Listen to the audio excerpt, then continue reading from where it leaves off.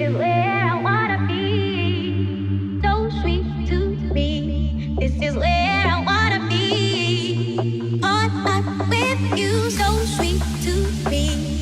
This is where I wanna be. Caught up with you, supersonic, we're on fire, rockin' love alive. Caught up with you, rockin' love alive. Caught up with. Motor ba na pang long ride, komportable, at the same time fuel efficient ang hanap nyo? Baka si Honda PCX 160 2025 model standard version ang para sa inyo. So in this video guys, iikutan natin itong scooter na to. Alamin natin yung specs, features, at syempre yung updated price niya dito sa Honda Venus Marketing. Kaya naman tara, samahan nyo ikutan tong scooter na to. Let's go! Finally guys, meron na nga dumating dito yung pinakaabang-abang natin na kulay nitong standard version na Honda PCX. Walang iba kundi itong Vortex Red Metallic.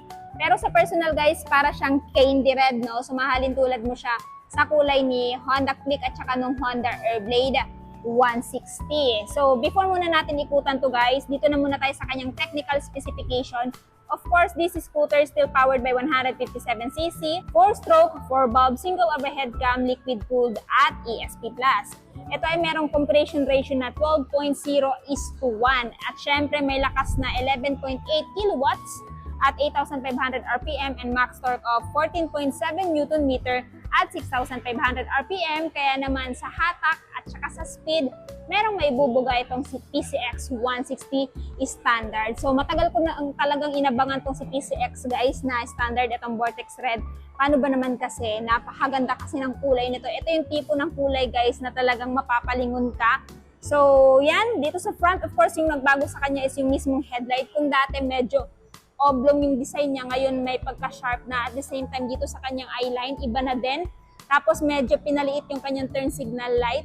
No? Mas minimalist na yung design niya kumpara sa dati. And at the same time, naka-LED pa rin. No? Hanggang ngayon, dito naka-LED, turn signal, naka-LED. And of course, ganun pa rin naman guys, pagdating sa sticker, Honda pa rin naman dito, wala nang ibang sticker. Sa suspension na ginamit, telescopic pa rin. Single disc, dual path piston brake caliper. So yung brand nito guys, still Nissan pa rin. So this one guys is tubeless, 110/70/14 yung tire sa front. At syempre, hindi siya basta-basta magpa-flat dahil nga tubeless siya. Ito naman yung kanyang side profile look.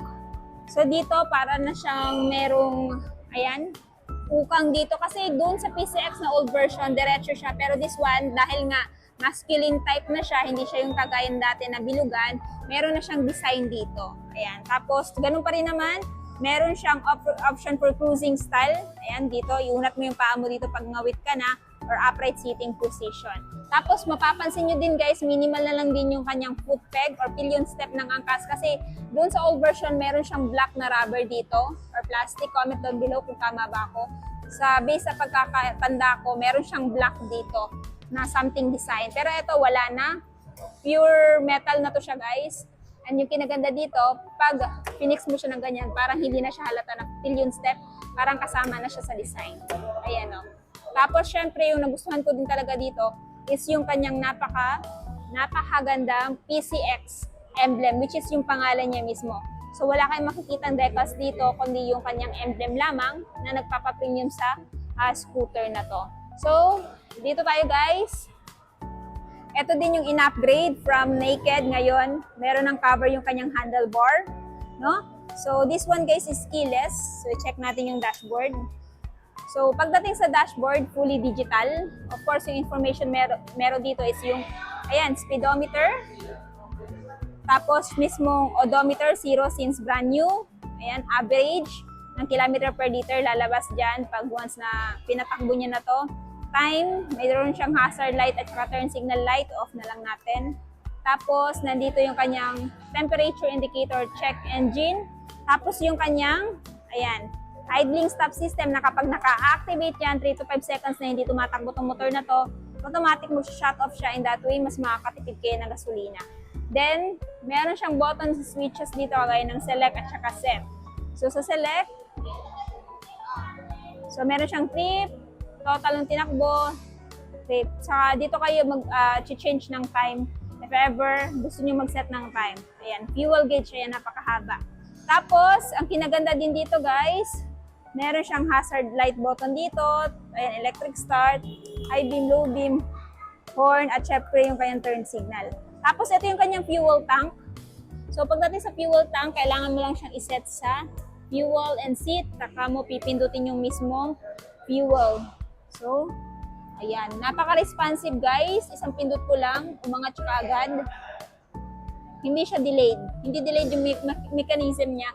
Tapos pag tatanggalin nyo to, if ever magpapagasolina kayo, yung kinaganda dito sa PCX guys, ayan, meron kayong mapaglalagyan ng kanyang, ayan, fuel tank cap. So, yun yung purpose nitong butas dito. Ganyan, ganyan lang siya ka dali. So, yung kinaganda pag nandito yung fuel tank, hindi ka nabababa dito sa scooter na to. Meron siyang malaking fuel tank capacity na 8.1 liters. So, sa long ride, hindi ka na mabibitin pa. Pagdating naman sa kanyang side mirror guys, napaka-premium ng pagkakagawa. Ayan, parang dahon type pa rin. Same lang dito sa kabila. Tapos, yung mismong pinalit sa kanya guys, dati kasi naka-naked handlebar siya na parang naka-chrome. This one is meron na siyang cover, naka-two-tone din. Premium din yung looks. And for me, napagandang upgrade din ito. Tapos ito yung kanyang mga levers. Silver. Ayan, dito sa seat niya guys is naka two-toned, naka-rough din. So kahit anong klaseng texture ng pantalon nyo, hindi na madaling madulas dito sa upuan ng motor na to. Tapos nandito yung kanyang under seat storage na merong capacity na 30 liters. So kasya dito yung mga lahat ng gamit mo. Kaya isa si PCX na pinagpipilian ng motor na pang long ride kasi marami kang i-carry dito. Tapos yung iba nag-upgrade pa ng top box. So ilalagay ko na lang yung link kung saan makakabili ng bracket para sa top box kay PCX 160 dyan sa, ayan, baba. No? Tapos, ayan, yan lang naman yung design niya dito. May free tools kapag bibilhin nyo. Of course, hindi mawawala, meron din siyang manual. So, if I were you, pag bibilhin yung PCX, magbasa kayo ng manual kasi nandito makikita yung paano siya i-maintenance. Ayan. So, balik na natin to. Ito yung kanyang air filter box. Siyempre, panggilid niya, side stand niya. Pag binabayan, mag-off yung makina.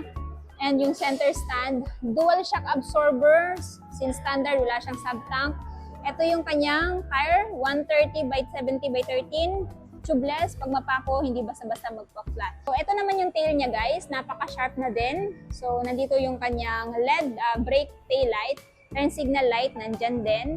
And for me, napakaganda ng kanyang design. So, modern na din at saka futuristic. May ilaw na din siya ng plaka dito. At syempre yung reflector for added visibility pag nagbabiyahe kayo sa gabi. Ito naman tayo sa kanyang tambucho. Ito yung tambucho niya, may cover para hindi mapasok yung angkas mo or ikaw. At nga pala, meron na siyang tire hugger, no? Para hindi na din kung saan tatasik yung putik. May pangharang na dito. Tapos dito napakalinis na din.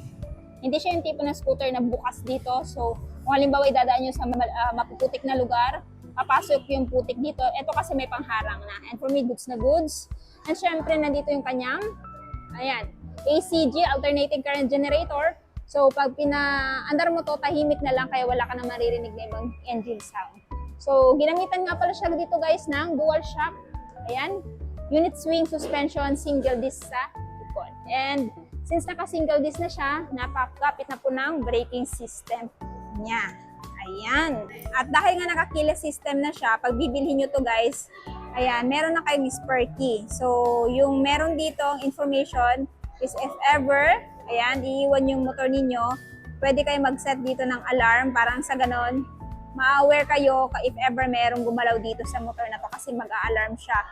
At saka yung answer back key. So, if ever pinark nyo to sa mga matataong lugar, or if ever maraming motor na makakatulad na sila ng itsura, meron siya tinatawag na, ayan, answer back key para madali mong ma-recognize yung motor mo kung alin ba dyan. Kung halimbawa, magkakatabi ba sila na PCX 160 na, ayan, metallic red vortex. Kapang seat height naman tayo, si PCX 160 ay meron seat height na 764mm at ground clearance sa 134mm. Kaya naman kung may height ka na 5'5", abot mo siya. So, mas advantage kung mayroon kayong taller height. Parang sa ganun, mas madali yung abot tong scooter na to. Ayan guys, yung ating seat height. Kung halimbawa mayroon kayong height na 5'5", abot na abot nyo to. Yun nga lang, nakatiptoe tayo. Kung meron kayong shorter height, siguro mga 5'2", abot to. Pero talagang, ayan, tiptoe kayo. Pero kung meron kayong taller height, ayan, advantage to para sa inyo. Top upright, pwede nyo din iunat yung paa nyo for cruising style. Ayan. Tapos, napakalawak din yun ng kanyang turning radius, kaya naman napakadali lang din ito isiksik sa traffic. Pero hindi ko siya ina-advise kasi napakadelikado. So ayan guys, ito ba yung klase ng scooter na gusto nyo bilhin ngayong taon? Paki-comment naman sa baba. So ayun na guys, natapos na nga natin ikutan si Honda PCX 160 standard version. If ever interested kayo dito sa scooter na to guys, may presyo siya dito sa Honda Venus Marketing na spot cash is 133,400. Installment is 10,272 yung down payment at monthly sa 3 years na 6,267. Ayan, at rebates na 200. So, if ever interested kayo dito guys, pumunta lang kayo dito sa Honda Venus Marketing, so Breckary Street, Tagum City. So, natapos na nga natin ikutan guys si Honda PCX 160. Ano yung masasabi nyo sa bagong modelo ng scooter na to? Sulit ba siya sa presyo niya? At ano yung katangian nito kung bakit ito yung kukonsiderin bilhin na ngayong taon? Paki-comment naman sa baba. At syempre, kung bago pala kayo sa channel ko at hindi pa napag-subscribe, huwag kalimutan mag-subscribe para ma-notify kayo once may bago tayong upload na gaya nito. And also, please follow my Facebook page, Instagram at TikTok, Langga Gil. So yun guys, hanggang dito na muna tayo. Ride safe and peace out!